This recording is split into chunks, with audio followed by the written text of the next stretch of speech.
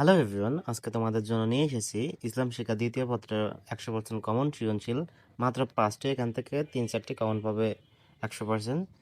প্রতিটা সাজেশনে তোমরা সবসময় কমন পেয়ে থাকো আমার সো চলো দেখা যাক সৃজনশীলগুলো। প্রথম সৃজনশীল রয়েছে, অধ্যাপক ইলিয়াস শ্রেণীকক্ষে কোরআনের 2টি আয়াত নিয়ে আলোচনা করেন। প্রথম আয়াতের পাপাচার থেকে আত্মরক্ষা ও পরকালে মুক্তির গুণসম্পন্ন ব্যক্তিদের বৈশিষ্ট্য বর্ণিত হয়েছে। অতঃপর দ্বিতীয় আয়াতে অনন্ত জীবনের জবাবদিহিতার প্রতি অনীহা প্রদর্শন ও স্রষ্টার প্রতি আস্থাহীনদের পরিণতির কথা ব্যক্ত রয়েছে। ক ক আল কোরআন কি? খ ড্যাশ এর মর্মর্থ কি? গ অধ্যাপক ইলিয়াস সাহেবের প্রথম বক্তব্য কাদেরকে চিহ্নিত করা হয়েছে ব্যাখ্যা করো।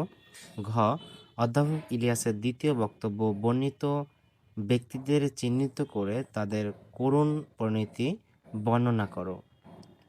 চলো দেখি দ্বিতীয়টি রয়েছে, নাফিজা একজন কলেজ ছাত্রী, তার বাবা একজন ধর্মীয় শিক্ষক। সে ইসলামী আচার আচরণ ও বিধিবিধান মেনে চলতে সচেষ্ট থাকে। তার বান্ধবী নাদিয়া একদিন তাদের বাসায় বেড়াতে এসে নইস ইসলামিক পোশাকে নাফিজার বাবার সামনে গেলে তিনি নাদিয়াকে বলেন, মা, ইসলামী পোশাক নারীকে যেমন শালীন করে তেমনি সবার কাছে মান মর্যাদাও বৃদ্ধি করে। সো এখানে রয়েছে ক হাদিস শব্দের অর্থ কি? Most importance. খ উদ্দীপকে বর্ণিত হাদিসাংশের ব্যাখ্যা করো। দেন গ নাফিজা চরিত্রের কোন দিকটি ফুটে উঠেছে বিশ্লেষণ করো। ঘ উদ্দীপকে বর্ণিত হাদিসের আলোকে নাফিজার বাবার মন্তব্য কি? এখন চলো দেখি 3 নম্বরে কি আছে। আসিফ একজন ছাত্র। সে একটি অবৈধ বিপণন গ্রুপের সাথে সম্পর্ক করে প্রতি মাসে 3-4 মাস পর পর রক্ত বিক্রি করে।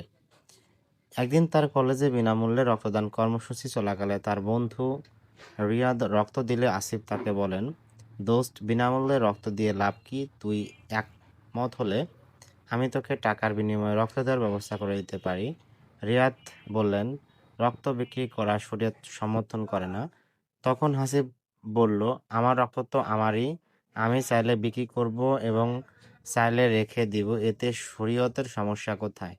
রিয়াদ বলল, ইসলামী আইনের 3য় উৎসের মাধ্যমে প্রমাণিত কোনো মুমিন তার দেহ বা দেহের অঙ্গপ্রত্যঙ্গ নিজে ব্যবহার করবে কিংবা নিঃস্বার্থভাবে পরের কল্যাণে প্রদান করবে। সো ক ইসলামী আইনের উৎস কোনটি বা কয়টি? Best importance. খ রুকসাতকে ইজমায়ে সুকুতি বলে আখ্যায়িত করা যায় কি? বুঝিয়ে লেখো। গ রিয়াদের বক্তব্য রক্ত বিক্রি নিষিদ্ধ হওয়ার ভিত্তি কি? বিশ্লেষণ করো। ঘ আসিফের কর্মকাণ্ডে সমাজে কোন ধরনের প্রভাব পড়তে পারে? বিশ্লেষণ করো।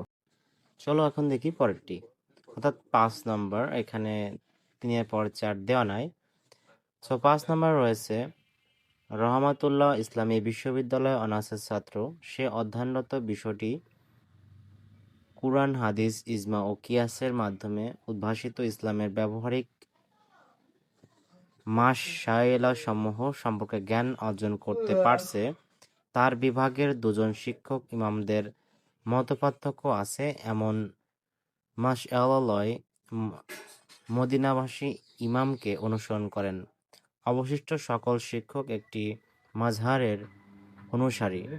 সেটিতে এক স্বর্ণ মুদ্রার কম অর্থ চুরি করলে হাত না কাটার বিধান রয়েছে। সো এখানে ক রয়েছে, মাযহাব কয়টি ও কি কি? Best importance. ফিকহ চার্জার মজলিস 60 বছরের ইবাদত থেকে উত্তম, ব্যাখ্যা করো। গ রহমাতুল্লাহ কোন বিষয়ে পড়াশোনা করছে? ব্যাখ্যা করো। ঘ বিভাগের শিক্ষকদের অনুসৃত 2টি মাযহাবের মধ্যে কোনটিকে তুমি অধিক নীরব মনে করো? মাযহাব 2টি চিহ্নিতপূর্বক মতামত বিশ্লেষণ করো। চলো এখন দেখি 6 নাম্বার। 6 নম্বরে রয়েছে, জনাব নাভিদ নিয়মিত মৌলিক ইবাদত ঠিকমতো পালন, সৃষ্টির সেবায় প্রতি মনোযোগ কম। তিনি যেমন পিতামাতা, আত্মীয় স্বজন, পাড়া প্রতিবেশী ইত্যাদির খোঁজ খবর রাখেন না এবং অন্যান্য সৃষ্টির প্রতি যত্নশীল নন। এলাকার ইমাম সাহেব বলেন, আমাদের অন্যান্য সৃষ্টির প্রতি দায়িত্ব কর্তব্য রয়েছে, তা পালন না করলে চরম বিপর্যয়ের শিকার হতে হবে। ক. কুরআন শব্দের অর্থ কী? খ. সালাতের দুটি সামাজিক শিক্ষা ব্যাখ্যা করো। গ.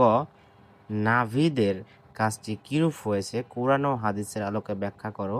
ঘ. নাভিদকে সঠিক পথে ফিরিয়ে আনতে করণীয় সম্পর্কে কুরআন ও হাদিসের আলোকে তোমার মতামত দাও।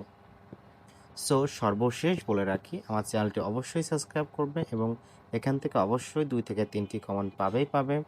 এবং সর্বশেষ আরেকটা কথা বলি, আমি তোমাদেরকে আরও এমসিকিউ এবং আরও সিকিউ কিছু সাজেশন দিব আগামীকাল রাতে। সো চ্যানেলটি সাবস্ক্রাইব করো। ধন্যবাদ।